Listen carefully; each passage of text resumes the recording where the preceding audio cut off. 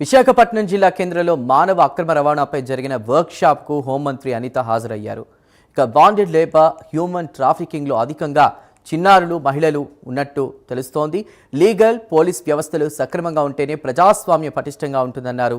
నిందితుల తరపున నిలబడే న్యాయవాదుల కన్నా పీపీలు ధీటుగా ఉండాలన్నారు. నేరం జరిగిన గోల్డెన్ అవర్లో పోలీసులు సద్వినియోగం చేసుకుని దర్యాప్తు చేయడం ఎంత ముఖ్యమో పీపీలు కూడా అందులో భాగస్వామ్యం కావడం అవసరమని అన్నారు.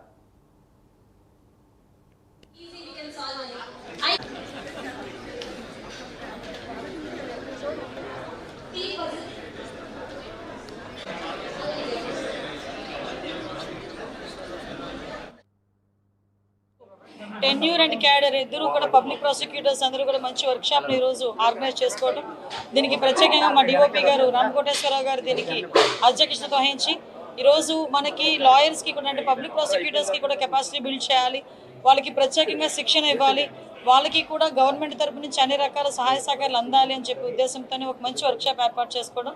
ఈరోజు ఇక్కడ వర్క్షాప్లో కూడా ప్రత్యేకంగా మనకి ఏదైతే వెట్టి చాకరీ చేసే కార్మికులు ఉంటారో వాళ్ళ గురించి, అదేవిధంగా బాండెడ్ లేబర్ గురించి, అదేవిధంగా ప్రత్యేకంగా హ్యూమన్ ట్రాఫికింగ్ గురించి కూడా ఈరోజు ప్రత్యేకంగా ఇక్కడ ఒక శిక్షణ కార్యక్రమం ఏర్పాటు చేయడం జరిగింది. శ్రీకాకుళం నుంచి గుంటూరు వరకు వచ్చిన లాయర్స్తో పాటు పబ్లిక్ ప్రాసిక్యూటర్స్తో పాటు ఈరోజు చాలామంది ఎఫెక్టివ్గా వర్క్ చేసి కొన్ని క్రిటికల్ కేసెస్లో కూడా కన్విక్షన్ పడేటట్టుగా విక్టిమ్ సెంట్రిక్గా ఈరోజు పనిచేసిన చాలామంది లాయర్లని కూడా ఈరోజు అభినందించడం జరిగింది. వాళ్ళందరికీ కూడా సన్మానం చేయడం జరిగింది, వాళ్ళకు గుర్తింపునిచ్చి 2018 వరకు కూడా లాయర్స్ కంటూ ప్రత్యేకమైన గుర్తింపు ఇచ్చి తర్వాత వాళ్ళకి కెపాసిటీ బిల్డింగ్లో కూడా వాళ్ళకి ప్రత్యేకంగా శిక్షణ ఇచ్చిన సందర్భాలు ఉన్నాయి. లాస్ట్ 5 ఇయర్స్లోనే ఎటువంటిది ఏమీ జరగలేదు. అగైన్ మళ్ళీ ఎన్డీఏ కూటమి వచ్చిన తర్వాత ప్రత్యేకంగా ప్రాసిక్యూషన్ మీద ఎక్కువ దృష్టి పెట్టాం. ఎందుకంటే ఒక మెయిన్ లా అండ్ ఆర్డర్ని మనం ఫిక్స్ చేయాలన్నా, లా అండ్ ఆర్డర్ని మనం సక్రమంగా పెట్టాలన్నా, నిందితులు ఎవరైతే ఉన్నారో వాళ్ళకి భయం రావాలన్నా శిక్ష పడడం అనేది చాలా అవసరం. ఎందుకంటే అరెస్టు చేసిన తర్వాత అరెస్టు నుంచి శిక్ష పడే వరకు ఉన్న పీరియడ్ అంతా కూడా పోలీస్ డిపార్ట్మెంట్ అదేవిధంగా లా డిపార్ట్మెంట్ రెండూ కలిపి కోఆర్డినేషన్తో జరగాల్సిన అవసరం.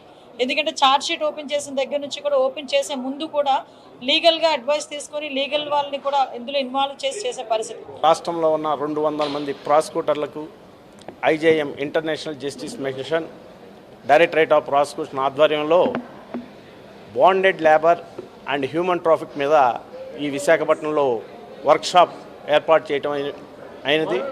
దీనికి గౌరవ హోంశాఖ మంత్రి గారు శ్రీ వంగలపూడి అనిత గారు ప్రారంభిస్తారు.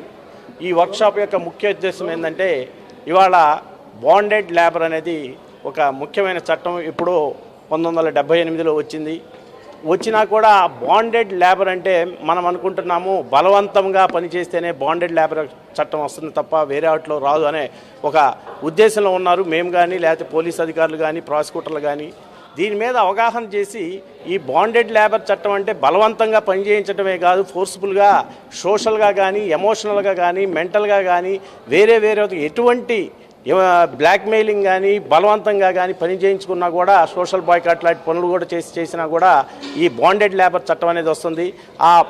ఈ బాండెడ్ లేబర్లో వేధింపులు గురవుతున్న వాళ్ళని ఎలా విడిపించాలా, వాళ్ళకి ప్రభుత్వం నుంచి ఏ సహాయ సహకారాలు అందుతాయి, పోలీసు వారు ఎలా ఇన్వెస్టిగేట్ చేయాలా, అట్లాగే ప్రాసిక్యూటర్లు వాళ్ళకి ఎలా కఠిన శిక్షలు పడాలా, దీన్ని సమర్థవంతంగా ఈ బాండెడ్ లేబర్ యాక్ట్ని ఎలా అమలుపరచాలనే ఉద్దేశంతో ఈ వర్క్షాప్ ఏర్పాటు చేయడం అయింది.